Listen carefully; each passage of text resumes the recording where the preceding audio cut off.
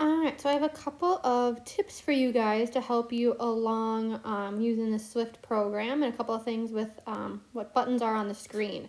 So one that I find really helpful is this little dial looking button, and if you click that it gives you different options to run your code. So the default is just run my code, but you can also speed it up, so like run fastest. When you run that, he moves a lot quicker through your code. There's also step through my code, which can be helpful for when you're trying to see what parts have errors because it's highlighting exactly what part of the code you're on.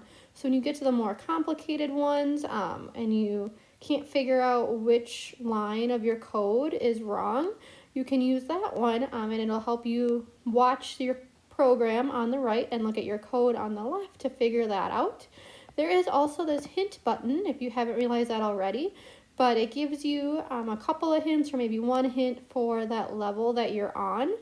You can look through those, read through, and that might help give you an idea of what you need to do.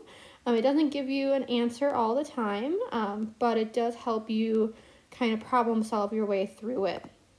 I did notice that sometimes when I'm writing on my code, it doesn't show up with the stuff on the bottom here. So sometimes you might need to like make your keyboard show up and then you can kind of keep clicking and trying different things and eventually it will show back up there too.